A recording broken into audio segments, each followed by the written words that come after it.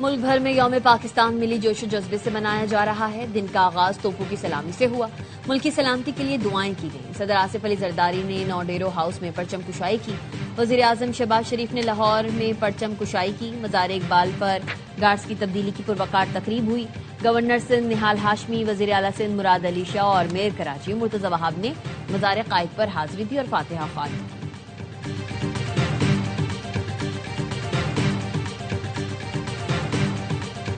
Diego Garcia میں امریکی اور برطانوی بیس پر حملہ اسرائیل نے کیا۔ ایرانی عہدیدار کا کہنا ہے ڈیاگو گارشیا میں میزائل حملہ ایران کی جانب سے نہیں کیا گیا، یہ حملہ اسرائیلی فالس فلیگ ہے۔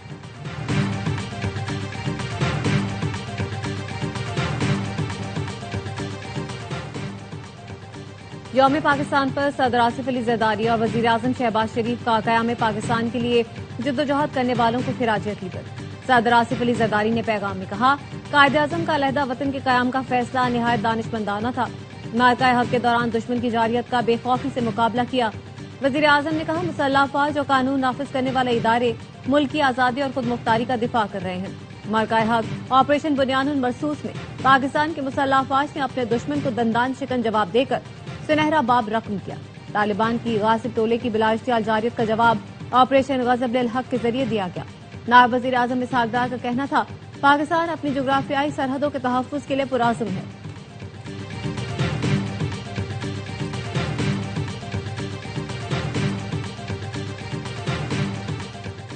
عسکری قیادت کی یوم پاکستان پر قوم کو مبارکباد۔ Field marshal Syed Asim Munir, naval chief admiral Naveed Ashraf اور air chief marshal Zaheer Ahmed Babar Sidhu نے پیغام میں کہا، آج کا دن ایمان، امیدوار اور استقامت کی علامت ہے۔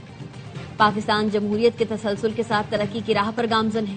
دہشت گردی اور انتہا پسندی کی چیلنجز کے باوجود مسلح افواج، قانون نافذ کرنے والے ادارے اور عوام متحد ہو کر خطرات کے خاتمے کے لیے پرعزم ہے۔ پاکستان بطور ذمہ دار ریاست امن و استحکام کے فروغ کے لیے کردار ادا کرتا رہے گا۔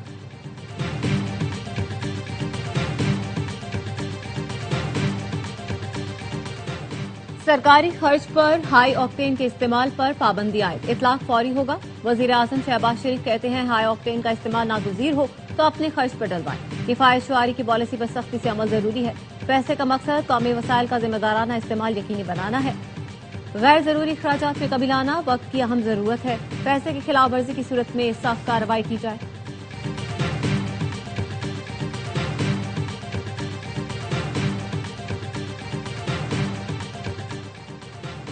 جیٹ فیول کی قیمت میں 46 روپے فی لیٹر اضافہ، 1 لیٹر 388 روپے کا ہو گیا۔ مشرق وسطی میں جنگ کے باعث دنیا کی 20 بڑی ایئر لائنز کو 53 ارب ڈالرز کا نقصان۔ فائنینشل ٹائمز کے مطابق جنگ نے خلیجی ممالک کے ہوائی اڈوں اور پروازوں کو متاثر کیا۔ ایئر لائن انڈسٹری کو کورونا وبا کے بعد بدترین بحران کی لپیٹ میں ہے۔ جیٹ فیول کی قیمت دگنی ہو چکی ہے، جس کے باعث ٹکٹوں میں اضافے کا خدشہ ہے۔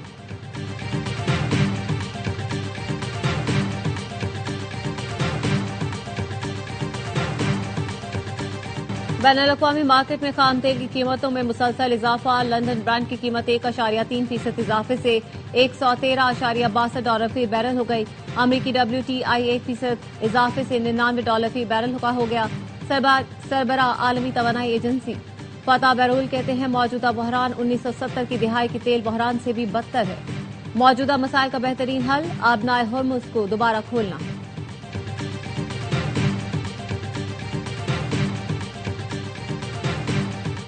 جنگ کے باعث ایشیائی اسٹاک مارکیٹس دباؤ کا شکار۔ جاپانی انڈیکس نکئی میں 4% تک کمی ریکارڈ۔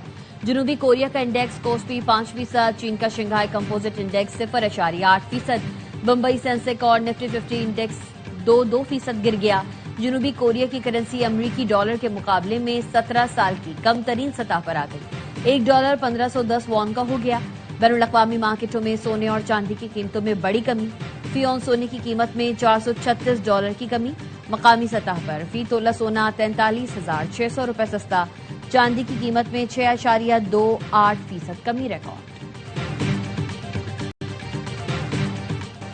اسرائیل کے ایران میں آبادیوں پر حملے، تہران سمیت دیگر شہروں پر بمباری۔ تبریز پر حملے میں 6 افراد شہید، 40 سے زائد زخمی۔ بندر عباس میں ریڈیو اسٹیشن کو نشانہ بنایا گیا، 1 شہری شہید۔ اصفہان اور اہواز میں رہائشی آبادیوں کو نشانہ بنایا گیا، اسپتال کو نقصان پہنچا۔ ہلال احمد کا کہنا ہے اسرائیل اور امریکی حملوں میں اب تک 80,000 شہری یونٹس کو نشانہ بنایا جا چکا۔ سینٹ فارم کا کہنا ہے قم میں ٹربائن انجن پروڈکشن پلانٹ کو نشانہ بنایا گیا۔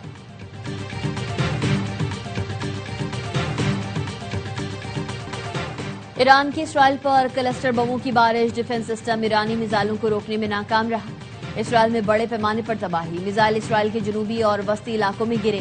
تل ابیب، ایلات، بیروسبا، ڈیمونا اور عراق میں ایرانی حملوں سے تباہی، درجنوں عمارتیں ملیمیٹ۔ اسرائیل میں خوف و ہراس پھیل گیا۔ ایرانی حملوں میں اب تک 11 اسرائیلی ہلاک اور ہزاروں زخمی ہو چکے ہیں۔ اسرائیلی وزیر اعظم نے گزشتہ روز جنوبی شہر عراق کا دورہ کیا۔ خاتم النبیہ ہیڈ کوارٹر کا کہنا ہے سعودی ایئر بیس اور بحرین میں امریکی 5th فلیٹ کو نشانہ بنایا۔ پرنس سلطان ایئر بیس پر میزائل اور ڈرون حملے کیے گئے۔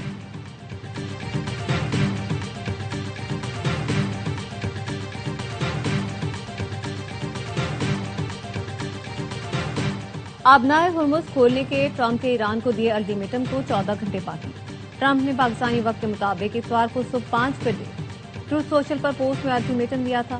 ٹرمپ کی دھمکی پر ایرانی فوج کا سخت رد عمل، کہا دشمن نے ایندھن اور توانائی انفراسٹرکچر کو نشانہ بنایا تو جواب بھی شدید ہوگا۔ امریکہ اور اسرائیل کی توانائی، آئی ٹی اور واٹر ڈی سیلینیشن پلانٹس ہدف بنیں گے۔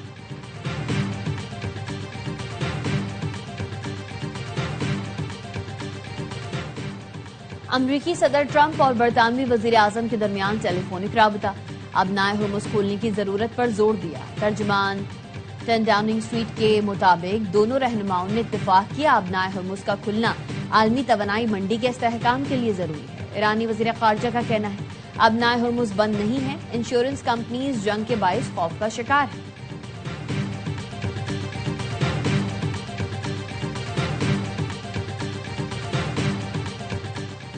آبنائے ہرمز کی ناکہ بندی کے خلاف ہے، معاملے کو عالمی صورتحال کے تناظر میں دیکھا جانا چاہیے۔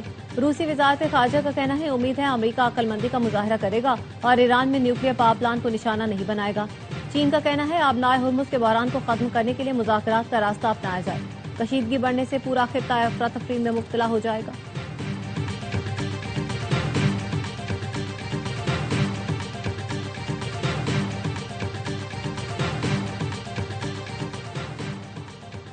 عمران خان کو NTV-EGF کا تیسرا انجیکشن لگا دیا۔ فلمز انتظامیہ نے بتایا عمران خان کو طبی معائنے کے بعد میڈیکل بورڈ نے انجیکشن کے لیے مستحکم قرار دیا۔ عمران خان کی باقاعدہ رضامندی کے بعد انجیکشن لگایا گیا۔ آپریشن تھیٹر میں تمام احتیاطی تدابیر اور پروٹوکولز پر عمل کیا گیا۔ ماہرین چشم نے مائکروسکوپی کی رہنمائی میں انجیکشن کا عمل مکمل کیا۔ عمران خان کی حالت پہلے، دوران عمل اور بعد میں بھی مستحکم رہی۔ میڈیکل بورڈ نے عمران خان کی بینائی کو تسلی بخش قرار دیا۔ عمران خان فالو اپ کی ہدایات اور دستاویزات کے ساتھ اسپتال سے ڈسچارج کر دیا گیا۔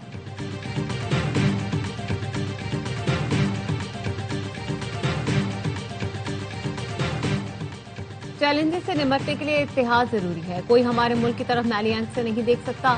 وزیر اعلیٰ سندھ مراد علی شاہ کی مزار قائد پر حاضری کے بعد گفتگو۔ گورنر سندھ نہال ہاشمی نے کہا بانی پی ٹی آئی کی رہائی حکومت کا نہیں، عدالتوں کا کام ہے، اگر عدالت بانی پی ٹی آئی کو بے گناہ سمجھے تو معاف کر دے۔ وزیر اعلیٰ پنجاب منیب نواز نے پیغام میں کہا آج کے دن الگ وطن کے قیام کی راہ ہموار ہوئی، پاکستان کو باوقار مقام دلانے کے لیے کسر نہیں چھوڑیں گے۔ وزیر اعلیٰ خیبر پختونخوا سہیل آفریدی نے کہا یوم پاکستان قومی ذمہ داریوں کی یاد دہانی کراتا ہے، ملک کو چیلنجز سے نکال کر ترقی کی راہ پر گامزن کرنا ہوگا۔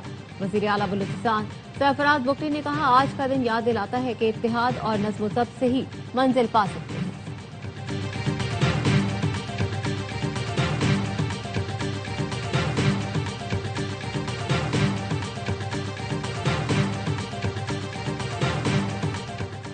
چینی قیادت کی یوم پاکستان کی مبارکباد۔ چین کے صدر نے کہا پاکستان نے مختلف خطرات اور چیلنجز کا ڈٹ کر مقابلہ کیا۔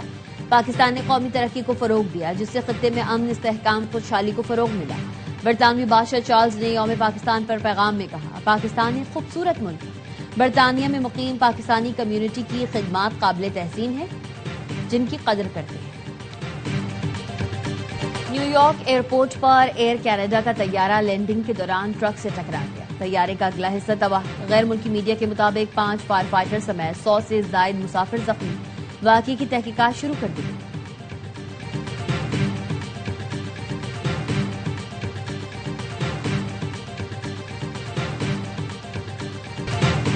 اور سلمان اقبال فلمز، اے آبا فلمز बिग बैंग फिल्म की पेशकश। आग लगे बस्ती में देखकर शायकीन की ईद का मजा दोबाला हो गया। मुल्क भर के सिनेमा घरों में हाउसफुल नुमाइश। कराची के फिल्मबीन खुशी से निहाल। फिल्म की कहानी, एक्शन और म्यूजिक को खूब सराहा। लाहौरियों ने फिल्म को ईद का शानदार तोहफा करार दिया। कहा, फिल्म की प्रोडक्शन, कास्ट और स्टोरी सब शानदार है। बैरून मुल्क पे फिल्म कामयाबी के रिकॉर्ड बना रही है।